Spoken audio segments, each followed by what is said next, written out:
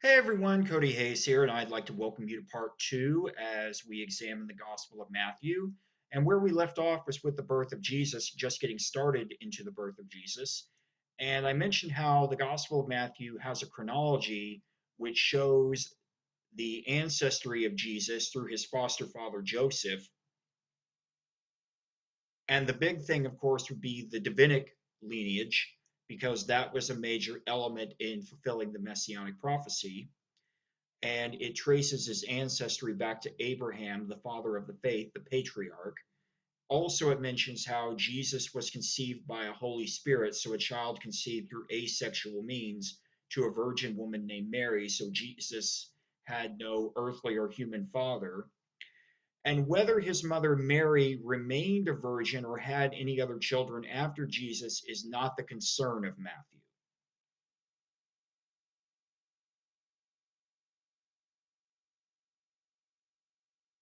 One of the traditional teachings regarding Mary is that she was a perpetual virgin, which means she was a virgin before Jesus' conception and then after his conception. And that the brothers and sisters of Jesus that are referenced throughout the Gospels were, in fact, cousins, close kinsmen, or they were children of Joseph's from another marriage. Um, the Gospel of Infancy, James, which is a proto gospel, it focuses more really on Mary's personal history. And it was written, earliest dates for it, I would say, end of the first century, but it mentions Joseph being a widower with children. In Aramaic, the language which Jesus and his early followers spoke, the words brother and sister meant more than just, blood relations. In this case, by blood relations, I'm referring to, children born of the same parents. It could also refer to close kinsmen, in this case, cousins. And that was one of the arguments, made with that. Now, that was pretty much the case within the Christian religion until you get to Protestantism in the 16th century, where that point of view started to be challenged. Protestantism put an emphasis on marriage and family, even though they don't consider marriage to be one of the sacraments. But that's where you start to see challenges to the perpetual virginity of Mary. Although Luther, he maintained it, John Calvin, he did for a while, and then he more or less ended up disregarding it. But this passage from Matthew has often been seen as a challenge to the perpetual virginity of Mary, and I wanted to read it here. When Joseph awoke from his sleep, that was regarding the dream that stated from the angel that, don't be afraid to take Mary as your wife. He did as the angel of the Lord commanded him. He took her as his wife. But he had no marital relations with her until she had borne a son, and he named him Jesus. Um, that's really the verse 25 here, that Joseph had no marital relations with her. Of course, marital relations refers to sex. Her is Mary until she bore a son, in this case, Jesus. But the key word there really is the word until. The passage in question, it doesn't actually prove or disprove Mary's perpetual virginity. The word until refers to a set period of time. It doesn't really care about what happened after that set period of time. So, like to give for an example, in Paul's letter to First Corinthians, the author, well, in this case, Paul, he makes a statement about how Christ must reign until he puts his enemies under his feet. Well, it's not like when the enemies are under Christ's feet, he's going to step off his throne and no longer continue to reign. It refers to a set period of time. Another way to think of it is that if I make the statement, I'm not going to consume any pumpkin pie until Thanksgiving, that doesn't mean that on Thanksgiving or after Thanksgiving I'm going to consume any pumpkin pie. I'm just referring to a set period of time. Um, or to give another example with that, um, in my particular church tradition, which is a liturgical tradition, during the celebration, the liturgy for the Eucharist, the Holy Communion, there is a hymn that is sung before we receive the Eucharist, and the words are, "We proclaim your death, O Lord, and profess your resurrection until you come again." Well, and of course, this would be in the realm of faith, but it's not like when the second coming happens, we're going to stop proclaiming Jesus' death and resurrection. We're just referring to a set period of time. And, it's also possible here that, Mary and Joseph did engage in sexual relations, but they didn't have any children from those sexual relations. That happens sometimes too. So, whether or not Mary remained a virgin or she had any other children after Jesus, Matthew's not concerned with that. He's just concerned up until the birth of Jesus. That's what he's concerned with. What happened afterwards, he doesn't particularly care about. So, going a little further, after the birth of Jesus in Bethlehem, these astrologers or these wise men, these magi referring to wise here, they arrived from the east, from the Orient to Herod, the client king of Israel, to inquire about this newborn king of the Jews based on a star that they observed.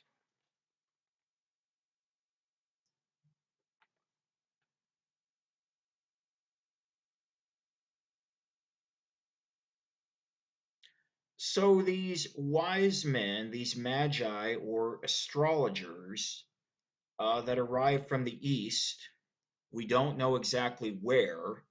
Um, the majority of historians basically see them more as legendary figures than actual historic figures. We don't even know how many there really were. Tradition would later have it as three, but there could have been potentially more. Um, More than likely, though, if they have any basis in history, they were probably Persian, so modern day Iran. But in any case, they arrive to Herod, the client king of Israel. He's not, I mean, he does have authority, but he's not, the real ultimate authority in the land of Israel, Judea. That would be the Roman emperor, which at this time was the Emperor Augustus. But in any case, so these magi or wise men, astrologers, they arrive from the east, somewhere the east, the Orient, more than likely Persia, to speak to Herod, the client king of Israel, to inquire about this newborn king of the Jews that they determined based on a star that they observed. So Herod, he goes and asks the chief priests and the scribes about where the Messiah will be born, and he's informed that the Messiah will be born in Bethlehem in Judea. And so then he tells the astrologers, wise men, about where this newborn king of the Jews would be. And then once they find him, to go and report back to him.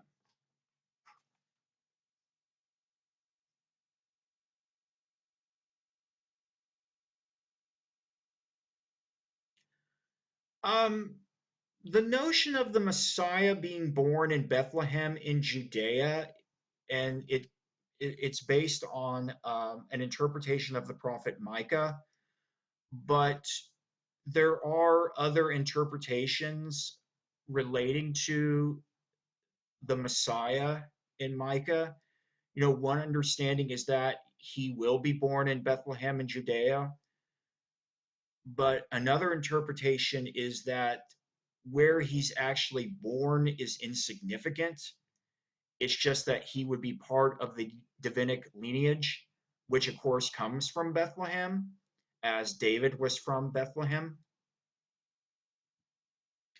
Well, these wise men, these astrologers, they find the child Jesus in Bethlehem and they give him homage, but they don't return to Herod.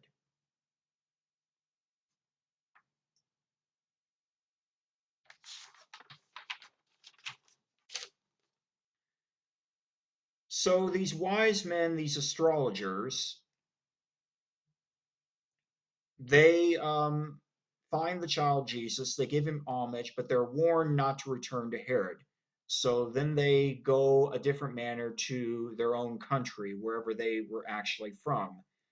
And like I said, most historians put them as legendary figures, not really historical figures per se, although there might be, some basis in fact on them.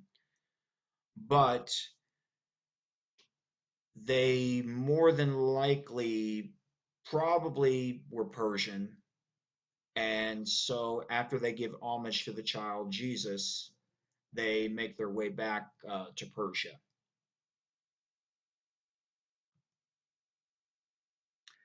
So that leads into what's known as the Massacre of the Holy Innocents. Herod, furious about the wise men's lack of return, he orders the slaughter of all male children 2 years and younger in Bethlehem.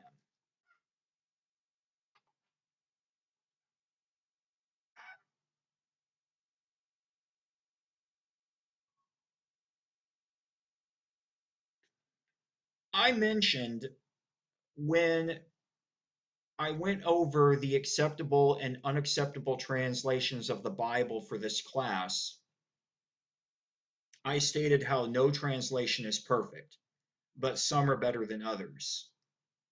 And the NRSV is arguably one of the best, but it's not perfect. The NRSV, it renders the passage here that Herod ordered the slaughter of all children 2 years and younger. Well, he was focused on the male children because that would relate to the messianic prophecy. But the NRSV renders it as all children. And one of the reasons why is because the NRSV wants to use gender inclusive language as a whole, which is not a bad thing per se, because usually, at times when it came to situations for the genders, it would usually use the male gender, even though the female gender would be factored in too. So sometimes it's best to use, you know, both male and female or brother and sister, that type of thing. But in this case, it was really referring to the male child that Herod wanted, to get in Bethlehem. However, historians question the massacre of the Holy Innocents. For those of you unaware, the Holy Innocents would be the children, the male children, 2 years and younger in Bethlehem, that's described in the Gospel of Matthew.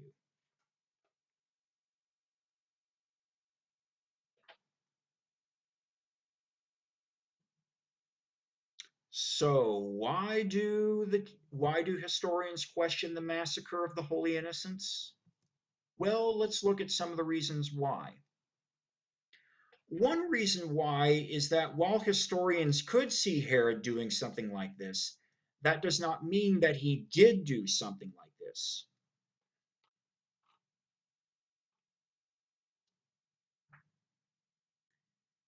Herod is referred to in Jewish literature as both Herod the Great and Herod the Wicked. He did a lot for Jews and Judaism, but he was known for, executing anyone he deemed as a threat, even some of his own children. And Matthew's gospel does mention when he was frightened that, hearing about this newborn king of the Jews.